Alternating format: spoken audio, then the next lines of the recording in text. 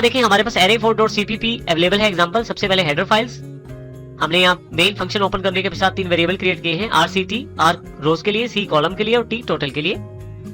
एक array declare किया गया है जिसमें एरे ऑफ 3 और 4 अर्थात टोटल 12 एलिमेंट हमने क्रिएट किए हैं यहाँ पे, जिसमें रोज है 3 और कॉलम्स है 4। ये सिर्फ समझाने के लिए रोज कॉलम्स का कॉन्सेप्ट है। उसके पश्चात t में 0 असाइन किया गया है, अर्थात t की शुरुआत वैल्यू जो है वो 0 है। हमारा मेन सेक्शन यहाँ से शुरू होता है। यहाँ यदि आप देखें तो r 0 है, r जब तक 3 से छोटा रहता है r में एक एक जोड़ेंगे और फिर हर r के लिए ये इनर लूप एग्जीक्यूट की जाएगी। इस लूप में देखें आप c 0 है, c जब तक छोटा है 4 से एग्जीक्यूट होती रहेगी लूप और एक एक जोड़ते हुए, और फाइनली इनपुट की जाएगी वैल्यू और उसे t में स्टोर किया जाएगा। दोनों लूप्स खत्म होने के पश्चात फाइनली टोटल को प्रिंट करवाया जाएगा t से। कंट्रोल F9 के द्वारा हम इसको रन करके देखते हैं प्रोग्राम को। देखिए सबसे पहले एलिमेंट्स की वैल्यू देनी है मुझे।